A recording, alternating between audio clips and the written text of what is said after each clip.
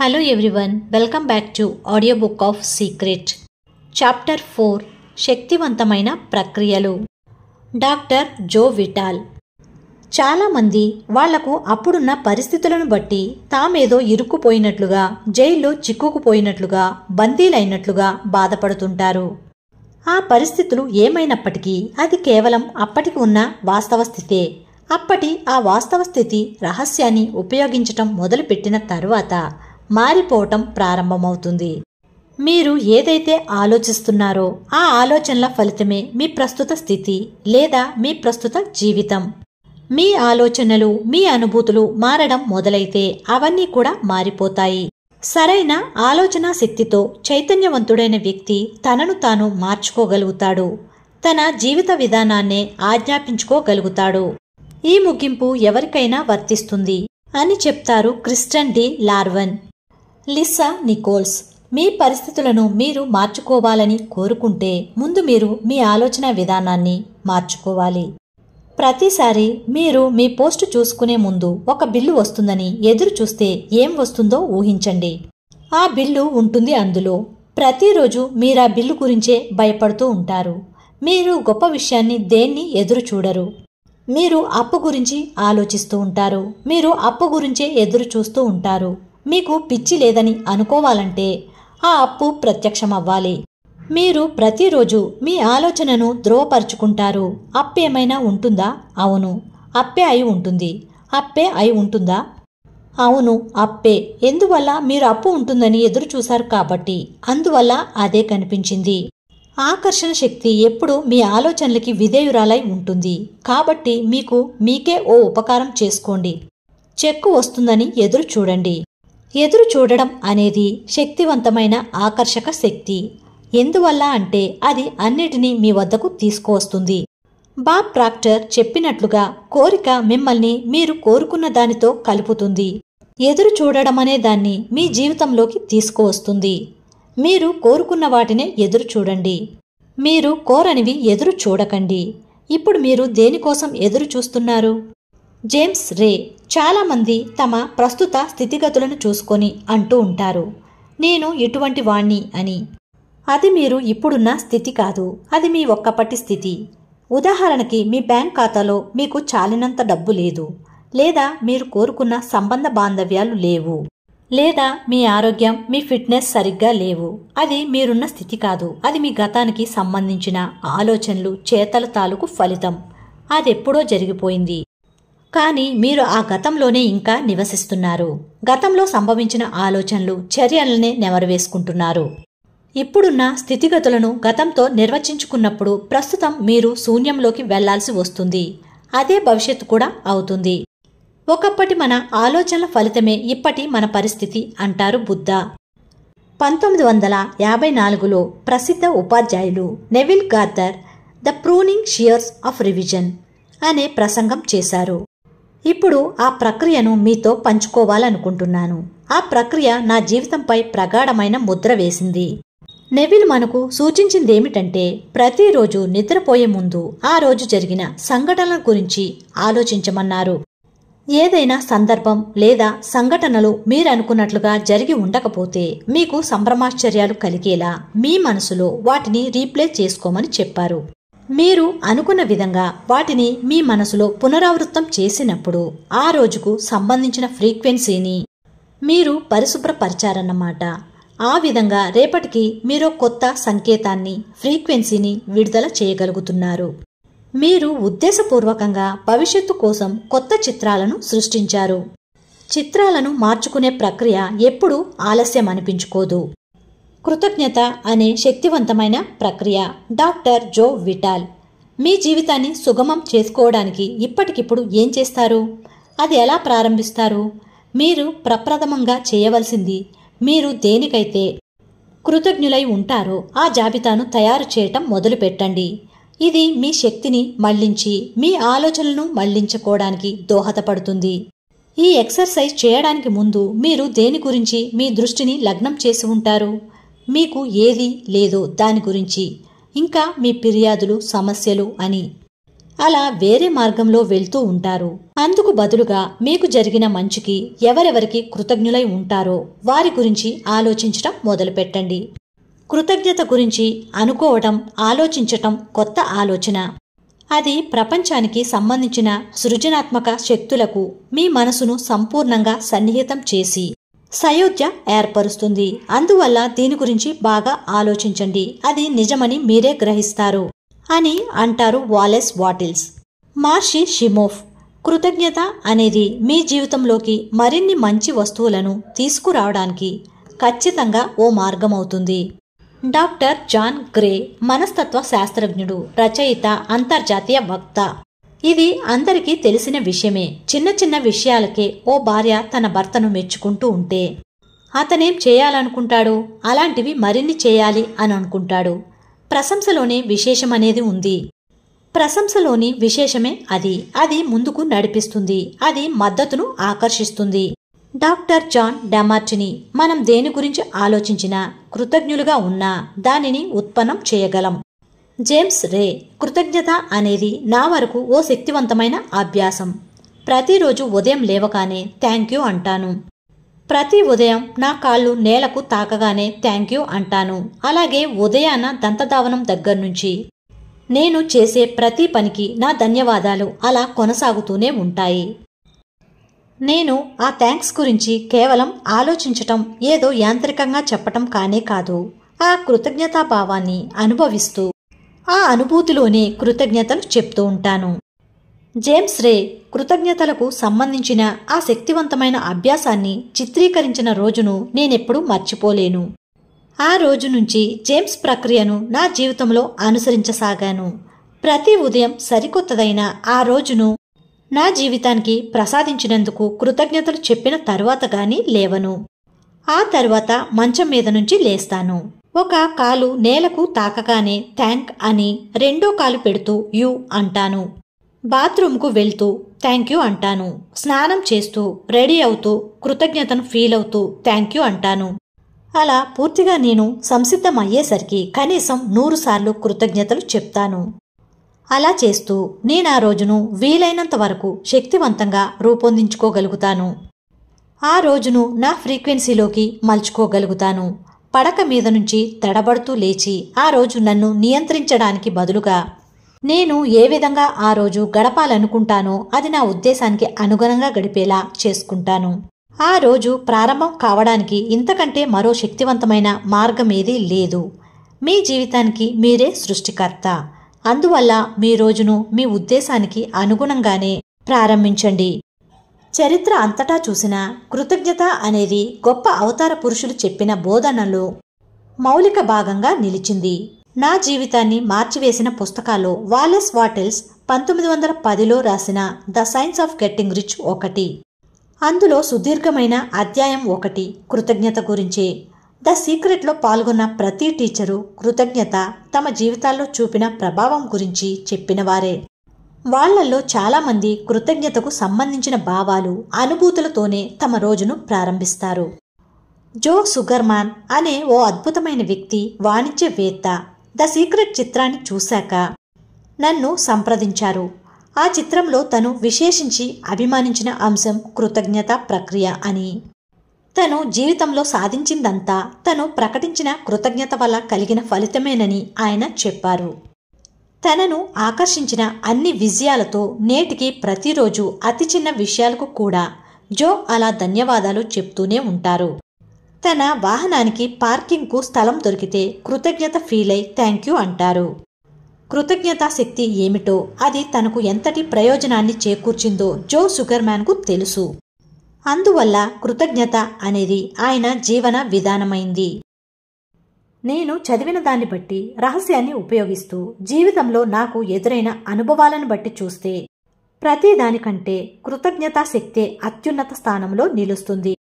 రహస్యం ద్వారా మీరు పొందిన జ్ఞానంతో ఏదో ఒక పని చెయ్యాలని మీరు అనుకుంటే అది మీ జీవితంలో అంతర్భాగమయ్యే వరకు కృతజ్ఞతనే వినియోగించండి.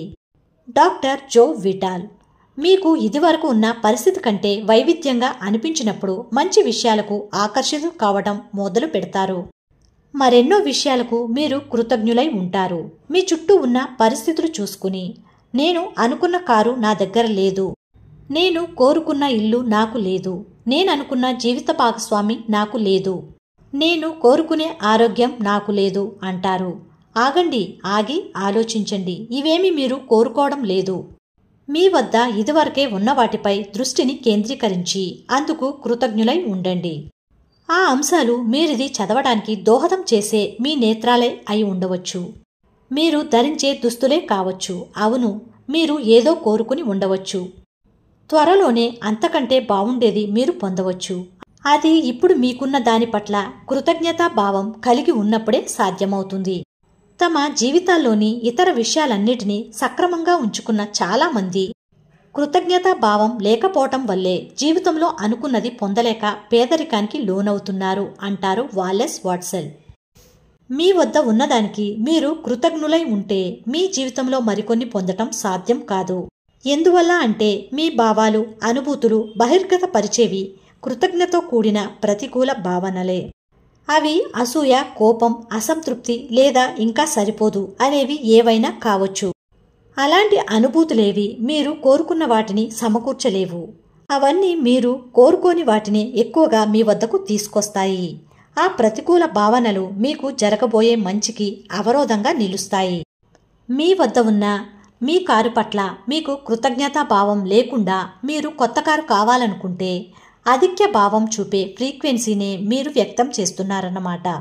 అందువల్ల మీ కోరిక సానుకూలం కాదు. మీకు ఇప్పుడు ఏది ఉందో అందుకు కృతజ్ఞతాభావంతో ఉండండి. మీకు ఉన్న వాటి కన్నిటికీ మీరు కృతజ్ఞతాభావంతో ఉండడం మొదలుపెట్టిన దగ్గర నుంచి మీరు కృతజ్ఞులై ఉండదగ్గ మరెన్నో భావాలు అవిశ్రాంతంగా వస్తూనే ఉంటాయి. మీరు ప్రారంభించడమే తరువాయిగా ఆకర్షణ సిద్ధాంతం కారణంగా మీరా కృతజ్ఞతాభావాలు అందుకోగలుగుతారు. వాటిని వ్యక్తం చేయగలుగుతారు. ఆ కృతజ్ఞత రంగాలలో మీరు బందీలు కావడంతో మంచి అంశాలని మీ సొంతమవుతాయి. కృతజ్ఞతాభావాన్ని మీరు నిత్యం అభ్యసిస్తూ వ్యక్తం చేయడం ద్వారా మీకు సంపద చేకూరడానికి అది ఓ మార్గంగా దోహదపడుతుంది అంటారు వాలెస్ వాట్సన్. లీ బ్రవర్ వెల్త్ ట్రైనర్ మరియు స్పెషలిస్ట్ రచయిత, టీచర్. ప్రతి వ్యక్తి ఏదో ఒక సమయంలో పనులు సరిగ్గా జరగడం లేదనో లేదా అంతా అపసవ్యంగా నడుస్తుందనో అనుకునే పరిస్థితి ఏర్పడుతుంది. ఒకసారి మా కుటుంబంలో ఏదో జరుగుతూ ఉంటే నాకొక రాయి కనిపించింది. అది పట్టుకుని కూర్చున్నాను. దాన్ని నా జోబులో వేసుకున్నాను. ప్రతిసారి ఈ రాయిని తాకినప్పుడెల్లా నేను కృతజ్ఞతలు చెప్పుకోవలసిన అంశం గురించే ఆలోచించాలి అని నాలో నేను చెప్పుకున్నాను. దాంతో ప్రతి ఉదయం నేను లేచాక ఆ రాయిని అందుకుని జేబులో వేసుకుని నేను కృతజ్ఞతలు చెప్పుకోవలసిన అంశాల గురించి ఆలోచించేవాణ్ణి. రాత్రుళ్ళు జేబులోంచి ఆ రాయిని తీసేసేవాణ్ణి, మళ్ళీ ఉదయం వేసుకునేవాణ్ణి. అలా కొనసాగేది. ఈ భావనతో నాకు అపురూపమైన అనుభవం ఎదురైంది. ఒకసారి దక్షిణాఫ్రికా నుంచి వచ్చిన ఓ మిత్రుడు అదేమిటి అని ఆ రాయిని గురించి అడిగాడు. నేను దాని గురించి వివరించి చెప్పాక అతను దాన్ని కృతజ్ఞతా రాయి అనడం మొదలుపెట్టాడు. 2 వారాల తరువాత దక్షిణాఫ్రికాలో ఉన్న అతని దగ్గర నుంచి ఓ ఇమెయిల్ వచ్చింది. మా అబ్బాయి ఒక అరుదైన జబ్బుతో చావు బతుకుల్లో ఉన్నాడు. అదొక రకమైన హెపటైటిస్ అనే జబ్బు. నాకు ఆ కృతజ్ఞతా రాళ్ళు ఓ 3 పంపగలవా అని కబురు. అవి నాకు రోడ్డు మీద దొరికిన అతి సాధారణమైన రాళ్ళు. అందువల్ల సరే అన్నాను. సరే, పంపేవి కాస్త ప్రత్యేక తరహా రాళ్లైతే బావుంటుందని నది దగ్గరకెళ్ళి సరైన వాటిని కొన్నిటిని సేకరించి అతనికి పంపించాను. 4-5 నెలల తరువాత అతని దగ్గర నుంచి ఈమెయిల్ వచ్చింది. మా అబ్బాయి బాగున్నాడు, ఇప్పుడు హుషారుగా అన్ని పనులు చేసుకోగలుగుతున్నాడు అన్నాడు. మీరింకో విషయం కూడా తెలుసుకోవాలి. మేము ఒక రాయికి $10 చొప్పున 1000కి పైగా కృతజ్ఞతా రాళ్లను అమ్మేశాం. ఆ డబ్బును ధర్మకార్యాలకు వినియోగిస్తున్నాం. మీకు ధన్యవాదాలు అన్నాడు. అందువల్ల కృతజ్ఞతా ధోరణి అన్నది ఉండడం చాలా ముఖ్యమని గ్రహించాలి. గొప్ప విజ్ఞానవేత్త ఆల్బర్ట్ ఐన్స్టీన్ మనం చూసే టైం, స్పేస్, గురుత్వాకర్షణ శక్తిని విప్లవాత్మకం చేశాడు. ఆయనకు గల పేద నేపథ్యం, పేదరికపు ఆరంభకాలం గురించి తెలిసినప్పుడు ఆయన సాధించినవి జరగడం అనేది అసాధ్యమనిపిస్తుంది. ఐన్స్టీన్కు రహస్యం గురించి గొప్పగా తెలుసు. ఆయన రోజు 100 సార్లు థ్యాంక్ యూ చెప్తూ ఉండేవాడు. ఆయన తనకు ముందున్న సైంటిస్టులు వాళ్ల సేవల వల్లే తను నేర్చుకోవటం సాధ్యమైందని, తన పరిశోధనల్లో ప్రగతిని సాధించటం వీలైందని భావిస్తూ వారికి కృతజ్ఞతలు చెప్పేవాడు. చివరకు ఆయన గొప్ప విజ్ఞాన శాస్త్రవేత్తలలో ఒకరుగా కీర్తి ప్రతిష్టలు సాధించాడు. కృతజ్ఞతా భావాన్ని అత్యంత శక్తివంతమైనదిగా ఉపయోగించటానికి క్రియేటివ్ ప్రాసెస్ అంటే సృజనాత్మక ప్రక్రియ నుంచి టార్బో చార్జ్ వరకు కోరిన విధంగా విలీనం చేసుకోవచ్చు. క్రియేటివ్ ప్రాసెస్లో తొలి సోపానంగా బాబ్ ప్రాక్టర్ సూచించినట్లు అడుగు మీకు ఏం కావాలో అది రాయడం మొదలుపెట్టండి. ప్రతి వాక్యాన్ని నేను చాలా సంతోషంగాను కృతజ్ఞతా భావంతో ఉన్నాను, నాకిప్పుడు తక్కింది మీరు పూర్తి చేసుకోండి. మీరు కోరుకున్నది ఇదివరకే అందుకున్నందుకు ఎప్పుడైతే కృతజ్ఞతలు చెప్పారో అప్పుడు మీరు ప్రపంచానికి ఓ శక్తివంతమైన సంకేతాన్ని విడుదల చేస్తున్నారు. ఆ సంకేతం ఏం చెప్తున్నదంటే మీరు ఇదివరకే అందుకున్నందుకు కృతజ్ఞతలు చెప్తున్నారని. ప్రతి ఉదయం మీరు పడక మీద నుంచి లేస్తున్నప్పుడు ఆ రోజు జరగబోయే పనులకు అలా జరిగినందుకు ముందుగానే కృతజ్ఞతలు తెలిపే అనుభూతిని ఫీల్ కావటం అలవాటు చేసుకోండి. రహస్యాన్ని నేను కనుగొని ఆ దృష్టికి రూపకల్పన చేసి ప్రపంచంతో ఆ పరిజ్ఞానాన్ని నేను పంచుకోవటం మొదలుపెట్టిన క్షణం నుంచి ప్రపంచానికి సంతోషాన్ని అందించే ద సీక్రెట్ ఫిల్మ్కు ప్రతిరోజు ధన్యవాదాలు చెప్తూనే ఉన్నాను. ఈ పరిజ్ఞానాన్ని తెర మీదికి ఎలా ఎక్కిస్తామనే విషయంలో నాకు ఏ భావము ఉండేది కాదు. కానీ ఆ మార్గాన్ని ఆకర్షించగలమనే నమ్మకం మాత్రం ఉండేది. మా దృష్టిని కేంద్రీకరిస్తూ ఫలితాలు వచ్చే వరకు అలాగే ఉన్నాము. ముందుగానే అందుకు కృతజ్ఞతాభావం మాలో ప్రగాఢంగా ఉండేది. అది అలా ఉండగానే తలుపులు తెరుచుకున్నాయి. అద్భుతంగా ఓ ఇంద్రజాలం మాలో ప్రవేశించింది. ద సీక్రెట్కు పనిచేసిన అపురూపమైన బృందానికి నాకు మధ్య ప్రగాఢమైన హృదయపూర్వకమైన కృతజ్ఞతాపూర్వక అనుభూతులు ఈ రోజుకు కొనసాగుతూనే వస్తున్నాయి. కృతజ్ఞతలను చాటి చెప్పే బృందంగా రూపుదిద్దుకున్న మేము ప్రతి క్షణం ఆ గీతాన్నే ఆలపిస్తాం. అదే మా జీవన విధానమైంది. రూపకల్పన చేసే శక్తివంతమైన ప్రక్రియ. రూపకల్పన మనసులో ఒక చిత్రాన్ని చూడటం. ప్రక్రియను శతాబ్దాలుగా ప్రసిద్ధులైన బోధకులు, అవతార పురుషులు నేర్పిస్తూ వచ్చారు. ఇప్పుడున్న గొప్ప గొప్ప అధ్యాపకులు దీని గురించి చెప్తున్నారు. 1912లో Charles Haanel the master key system అనే పుస్తకాన్ని రాశారు. అందులో రూపకల్పన శక్తిని సాధించడానికి 24 అభ్యాసాలు వారానికి ఒకటి చొప్పున ఇచ్చారు.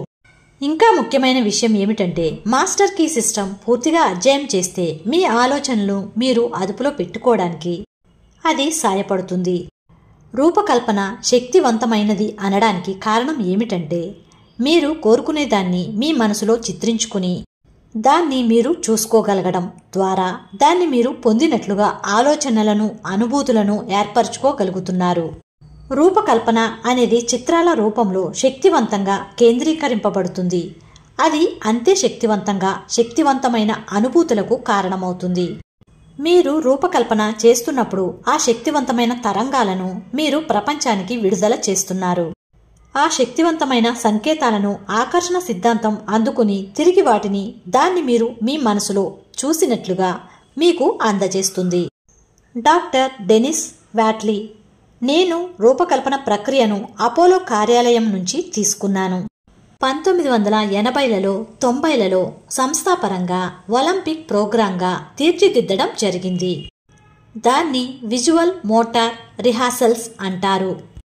మీరు రూపకల్పన చేస్తే అది వాస్తవం అవుతుంది. ఇప్పుడు మనసుకు సంబంధించిన ఓ ఆసక్తికరమైన విషయం చెప్తాను. ఒలింపిక్ క్రీడాకారులను తీసుకుని మనసులోనే పోటీకని వారిని పరుగెత్తమని చెప్పాం. తరువాత వారిని అత్యంతాధునికమైన బయోఫీడ్బ్యాక్ సాధనానికి బంధితుల్ని చేశాం. నమ్మశక్యం కాని విషయం ఏమిటంటే పోటీలో ట్రాక్ మీద పరిగెడుతున్నప్పుడు ఏ కండరాలైతే రగిలాయో అవే మనసులో పరిగెడుతున్నప్పుడు పనిచేశాయి. ఇదేలా సాధ్యమైంది? మీరు నిజంగా చేస్తున్నా లేక తర్ఫీదు కోసం చేస్తున్నా ఆ తేడాను మనసు కనుక్కోలేదు.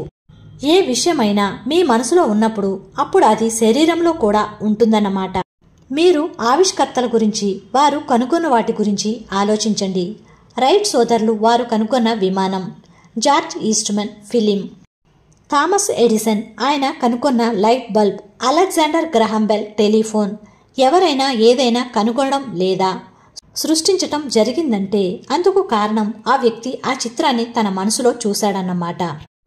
అతను స్పష్టంగా చూసి అంతిమ ఫలితాన్ని కూడా తన మనసులో ప్రతిష్ఠించుకున్న తర్వాతే ప్రపంచంలోని అన్ని శక్తులు ఆ ఆవిష్కరణాన్ని అతని ద్వారా ప్రపంచానికి తీసుకొచ్చాయి. వీళ్ళకి రహస్యం గురించి తెలుసు. వీళ్ళందరికీ కనిపించని దానిపై గాఢమైన నమ్మకం ఉంది. వాళ్లలోని శక్తి ప్రపంచంపై భారాన్ని ఆపాదించి ఆ పరిశోధన దృశ్య రూపంలో రావడానికి దోహదపడింది. వాళ్ల నమ్మకం, ఊహాశక్తి మానవ వికాసానికి కారణభూతమయ్యాయి. ఆ సృజనాత్మకమైన మస్తిష్కం నుండి అనేక సత్ఫలితాలను మనం దైనందిన జీవితంలో పొందగలుగుతున్నాం. మీరు అనుకోవచ్చు, అంత గొప్ప ఆవిష్కర్తలకున్నంత మేధాశక్తి నాకు లేదు కదా అని. మీరు అనుకోవచ్చు, అవన్నీ వాళ్ళు ఊహించగలిగారు, కానీ నా వల్ల సాధ్యం కాదు అని. కానీ మీరు నిజానికి దూరం కాలేదు. రహస్యం నుంచి జ్ఞానానికి సంబంధించిన అన్ని గొప్ప విషయాలు తెలుసుకుంటూ వచ్చాక వాళ్లకున్నంత మేధాశక్తి కాదు, అంతకు మించిన శక్తి కూడా మీలో ఉందని తెలుసుకోగలుగుతారు. మైక్ డూలీ, మీరు రూపకల్పన చేస్తున్నప్పుడు మీ మనసులో ఆ చిత్రం స్పష్టమైనప్పుడు ఎప్పుడూ అంతిమ ఫలితం గురించే ఆలోచించండి. ఒక ఉదాహరణ, మీ చేతుల వెనక వైపు చూడండి. ఇప్పటికి ఇప్పుడు చూడండి.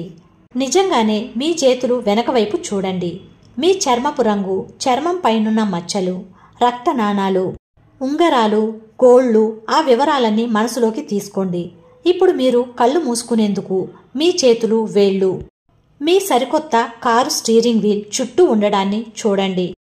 డాక్టర్ జో విటాల్, ఇది ఒక స్వీయ అనుభవం లాంటిది. ఈ క్షణంలో అది ఎంత వాస్తవంగా అనిపిస్తుందంటే అసలు కారు మీకు అవసరం అనే అనుభూతే కలగదు. ఎందువలన అంటే అది ఆ కారు మీ దగ్గర ఇదివరకే ఉందనిపిస్తుంది. మీరు రూపకల్పన చేస్తున్నప్పుడు మీరు ఎక్కడ ఉండాలని అనుకుంటారో దాని గురించి డాక్టర్ విటాల్ మాటలు చక్కగా సంక్షిప్తం చేస్తున్నాయి. మీరు దేన్నో ఢీకొట్టినట్లు అనిపించి ఈ భౌతిక ప్రపంచంలో కళ్ళు తెరిచినప్పుడు మీ రూపకల్పన వాస్తవం అవుతుంది. అయితే ఆ స్థితి ఆ ప్రదేశంలో మాత్రం నిజం. ప్రతి అంశము సృష్టించబడేది. ఆ క్షేత్రం భౌతికమైనది ఏమిటంటే సృష్టికి సంబంధించిన వాస్తవ క్షేత్రపు ఫలితం. అందుకే మీరు ఇంకా ఏదీ కావాలని కోరుకోరు. ఎందువల్ల అంటే మీ రూపకల్పన ద్వారా సృజనలోని వాస్తవ క్షేత్రాన్ని మీరు చేరుకుని ఆ అనుభూతికి లోనయ్యారు. ఆ క్షేత్రంలో ఇప్పుడు మీకు అన్నీ ఉన్నాయి. మీరు అలా భావిస్తున్నప్పుడు ఆ సంగతి మీకు తెలుస్తుంది. జాక్ కాన్ఫీల్డ్, అనుభూతి నిజంగా ఆకర్షణను సృష్టిస్తుంది. అంతేకాని కేవలం చిత్రమో లేక ఆలోచనో కాదు. చాలామంది అనుకుంటారు, నేను సానుకూలంగా ఆలోచిస్తే లేదా నేను కోరుకున్నది రూపకల్పన చేసుకోగలిగితే అది చాలు అని. కానీ మీరలా చేశాక సమృద్ధిగా ఉన్నట్టు అనుభూతిని పొందకపోతే లేదా ప్రేమాస్పదంగాను లేదా సంతోషభరితంగాను మీకు అనిపించకపోతే ఇప్పుడు అది ఆకర్షక శక్తిని ఉత్పన్నం చేయదు. బాబ్ డాయల్, మీరు నిజంగా కారులో ఉన్నారన్న అనుభూతిని పొందండి. అంతేకాని అలాంటి కారు నాకు ఉంటే బావుంటుంది లేదా ఏదో ఒక రోజున అలాంటి కారు పొందగలుగుతాను అని మాత్రం కాదు. ఎందువల్ల అంటే అది ఆ భావానికి అనుబంధంగా ఉన్న ఖచ్చితమైన అనుభూతి. అది ప్రస్తుతంలో లేదు, అది భవిష్యత్తుకు సంబంధించింది. మీరలా భావిస్తూ ఉంటే అదెప్పుడు భవిష్యత్తులోనే ఉంటుంది. మైకెల్ బెర్నార్డ్ బెక్విత్, ఇప్పుడు ఆ భావన ఆ అంతర్దృష్టి తలుపులు తెరుచుకుని తద్వారా ప్రపంచ శక్తి తన భావ ప్రకటన చేయటం మొదలు పెడుతుంది. ఆ శక్తి ఏమిటని నేను చెప్పలేను. నాకు తెలిసిందల్లా అదిప్పుడు ఉందనే అంటారు అలెగ్జాండర్ గ్రహాం బెల్. జాక్ కాన్ఫీల్డ్, మన పని ఎలా అని కనిపెట్టడం కాదు, ఏమిటి అనే దాని పట్ల గల నిబద్ధత, నమ్మకం నుంచి ఎలా అనేది ప్రకటించబడుతుంది. మైక్ డూలీ, ఈ ఎలా అనేవి ప్రపంచపు ఆధిపత్యంలోనివి. మీకు మీ కళకు మధ్య గల అతి దగ్గరైన, తొందరైన, వేగవంతమైన, ఎంతో అర్థపూరితమైన మార్గమేమిటో దీనికి ఎప్పుడూ తెలిసే ఉంటుంది. డాక్టర్ జో విటాల్, మీరు ఈ విశ్వం వైపు చూస్తే అది మీకు అందించే అంశాలకు మీకు ఆశ్చర్యం కలుగుతుంది. మీ కళ్ళు మిరుమిట్లు గొలుపుతాయి. అక్కడే మీకు ఇంద్రజాలం, అద్భుతాలు అన్నీ జరుగుతుంటాయి. మీరు రూపకల్పన చేస్తున్నప్పుడు మీరు ఏ ఏ అంశాలను ఆ నాటికలో ప్రవేశపెడతారో రహస్యాన్ని బోధించే అధ్యాపకులందరికీ తెలుసు. మీ మనసులో ఆ చిత్రాన్ని చూసి అనుభూతి చెందినప్పుడు అది మీ వద్ద ఇప్పుడు ఉందన్న భావానికి లోనవుతారు. మీరు ప్రపంచంపై నమ్మకాన్ని, విశ్వాసాన్ని అమలుపరుస్తారు. ఎందువల్ల అంటే మీరు అంతిమ ఫలితంపై దృష్టిని కేంద్రీకరించి ఆ అనుభూతిని అనుభవిస్తూ ఉంటారు. అది ఎలా జరుగుతుందనే అంశంపై ఎలాంటి శ్రద్ధ చూపకుండా మీ మనసులోని చిత్రం అది అయిపోయిందనే చూస్తుంది. మీ అనుభూతులు కూడా అది అయిపోయిందనే చూస్తుంది. మీ అనుభూతులు కూడా అది అయిపోయిందనే భావిస్తాయి. మీ మనసు, మీ సంపూర్ణమైన వ్యక్తిత్వం ఇంతకు ముందే అది జరిగింది అన్నట్టు చూస్తూ ఉంటాయి. అదే రూపకల్పనలోని కళ. డాక్టర్ జో విటాల్. ఇది మీరు నిజానికి రోజూ చేయాలని కోరుకుంటారు, కానీ అదెప్పటికీ రోజువారీ చర్య కాదు. మొత్తం రహస్యంలో నిజంగా ముఖ్యమైనది మంచిని ఫీలవుతూ ఉండడం. ఈ మొత్తం ప్రక్రియ సంతోషభరితమైన అనుభూతిని కలిగించాలని మీరు కోరుకుంటారు. మీరు ఎంతగా వీలైతే అంత ఉన్నతంగా, సంతోషంగా, అనుగుణంగా ఉండాలని అనుకుంటారు. ప్రతి వ్యక్తికి రూపకల్పన చేసే శక్తి ఉంది. ఓ వంటగది చిత్రంతో మీకా సంగతి రుజువు చేస్తాను. ఇది పనిచేయాలంటే ముందుగా మీ వంటగదికి సంబంధించిన అన్ని ఆలోచనలను మనసులోంచి తొలగించి వేయాలి. మీ వంటగది గురించి ఆలోచించకండి. వంటగదికి సంబంధించిన కబోర్డ్లు, రిఫ్రిజిరేటరు, పొయ్యి, పెంకులు, ఆ రంగుల తీరు అవన్నీ పూర్తిగా మీ మనసు నుంచి తుడిచిపెట్టండి. మీ మనసులో మీ వంటగదికి సంబంధించిన ఓ చిత్రాన్ని చూశారు, అవును కదా? సరే, అయితే మీరిప్పుడే రూపకల్పన చేశారన్నమాట. తెలిసినా తెలియకపోయినా ప్రతి వ్యక్తి రూపకల్పన చేస్తాడు. రూపకల్పన చేయడమే విజయం యొక్క గొప్ప రహస్యం అంటారు జెన్వివ్ బెహ్రాన్. రూపకల్పనకు సంబంధించిన ఓ చిట్కా. దీన్ని డాక్టర్ జాన్ డెమార్టిని తన బ్రేక్ త్రూ ఎక్స్పీరియన్స్ సదస్సులో చెప్తూ ఉంటారు. జాన్ ఏమన్నారంటే, మీ మనసులో ఓ నిశ్చలమైన చిత్రాన్ని సృష్టించారంటే ఆ చిత్రం నిలదొక్కుకోవడం కష్టమవుతుంది. అందువల్ల మీ చిత్రానికి అనేక కదలికలను సృష్టించండి. దీన్ని వివరించడానికి మళ్ళీ మీ వంటగదినే ఊహించండి. ఈసారి మీరు వంటగదిలోకి వెళ్ళినట్లు రిఫ్రిజిరేటర్ దగ్గరకు నడుచుకుంటూ వెళ్ళి మీ చేతిని డోర్ హ్యాండిల్ మీద ఉంచి డోర్ను తెరిచి లోపల చూశారు. చల్లని మంచినీళ్ల సీసా కనిపించింది. దాన్ని మీరు తీసుకున్నారు. ఒక చేతిలో ఆ నీళ్ల సీసా ఉంది. రెండవ చేతిని రిఫ్రిజిరేటర్ డోర్ మూయడానికి ఉపయోగిస్తున్నారు. ఇప్పుడు మీరు మీ వంటగదిని వివరంగా కదలికలతో సహా రూపకల్పన చేయడం సులభమవుతుంది. ఇప్పుడు ఆ చిత్రాన్ని చూడడం, మనసులో ప్రతిష్ఠించుకోవడం తేలికైపోతుంది. ఏమంటారు? మనం అందరం మనకు తెలిసిన దానికంటే ఎక్కువగా ఎంతో శక్తిని, గొప్ప సామర్థ్యాలను కలిగి ఉంటాం. ఈ శక్తులలో గొప్పదైన ఓ శక్తి రూపకల్పన చేయగలగడం. చర్యలో శక్తివంతమైన ప్రక్రియలు. మార్షి సిమోఫ్. జీవితపు ఇంద్రజాలంలో జీవించే వారికి, అది తెలియని వారికి గల ఒకే ఒక వ్యత్యాసం ఏమిటంటే, జీవితపు మ్యాజిక్లో జీవించేవారు ఆ మార్గాలకు అలవాటు పడిపోతారు. ఆకర్షణ సిద్ధాంతాన్ని అలవాటుగా చేసుకుంటారు. ఎక్కడకు వెళ్ళినా వాళ్లకు ఆ మ్యాజిక్ జరుగుతుంది. ఎందుకంటే దాన్ని ఉపయోగించటం వాళ్లకు జ్ఞాపకం ఉంటుంది. ఎక్కడో ఒక సందర్భంలో కాకుండా ఎప్పుడు, అన్ని సమయాల్లోనూ వాళ్ళది ఉపయోగిస్తూనే ఉంటారు. ఇక్కడ ప్రస్తావించిన 2 వాస్తవ గాథలు ఆకర్షణ సిద్ధాంతం, దోషరహితమైన పర్యావరణపు ప్రపంచం క్రియాత్మక చర్యలో ఎంతో శక్తివంతంగా ఉంటాయో వివరిస్తుంది. మొదటి కథ జెన్నీ అనే మహిళది. ఆమె ద సీక్రెట్ డివిడిని కొనుక్కుని రోజుకు కనీసం ఒక్కసారైనా చూస్తూ ఉండేది. ఆ విధంగా అది చెప్పే సందేశాన్ని తన శరీరంలోని ప్రతి అణువు అందుకోవాలనేది ఆమె సంకల్పం. ఆమెను ప్రత్యేకించి బాబ్ ప్రాక్టర్ బాగా ఆకట్టుకున్నాడు. అందువల్ల అతన్ని కలుసుకోవటం అద్భుతంగా ఉంటుందని ఆమె ఆలోచించింది. ఒకరోజు ప్రొద్దున్నే ఆమె తన పోస్ట్ చూసుకుంటూ ఉంటే పోస్ట్ మ్యాన్ పొరపాటున బాబ్ ప్రాక్టర్ ఉత్తరాన్ని తన చిరునామాలో ఇచ్చేయటం ఆమెకు ఎంతో ఆశ్చర్యాన్ని కలిగించింది. జెన్నీకి తెలియంది ఏమిటంటే, బాబ్ ప్రాక్టర్ ఉంటున్నది ఆమె ఇంటికి 4 బ్లాకుల దూరంలోనే. అంతేకాదు, జెన్నీ ఇంటి నెంబరు, బాబ్ ఇంటి నెంబరు ఒకటే. వెంటనే ఆమె సరైన అడ్రస్కు ఆ ఉత్తరాన్ని అందచేయడానికి వెళ్ళింది.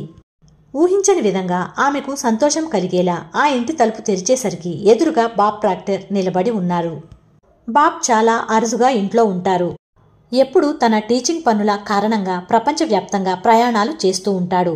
కానీ ప్రపంచపు మ్యాట్రిక్స్కు నిర్దిష్టమైన సమయం ఏమిటో తెలుసు.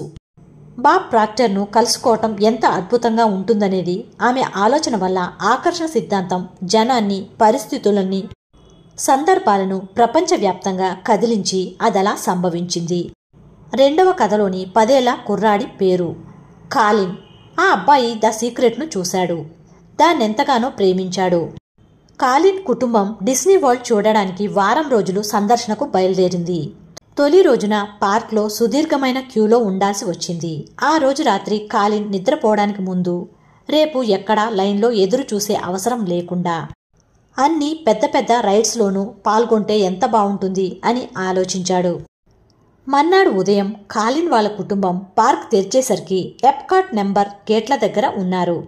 డిస్నీ సంస్థ సిబ్బందిలో ఒకరు వచ్చి ఆ రోజుకు ఎప్కాట్ సెంటర్కు వచ్చిన తొలి కుటుంబంగా వారిని గుర్తించాడు. తొలి కుటుంబ సభ్యులకు వీఐపీ హోదా లభిస్తుంది. ఓ ప్రత్యేక ఎస్కార్టుగా వాళ్ళ సిబ్బందిలో ఒకరు వచ్చి ఎప్కాట్లోని ప్రతి రైడ్కు వాక్-ఆన్ పాసులు ఏర్పాటు చేస్తూ ఉంటాడు.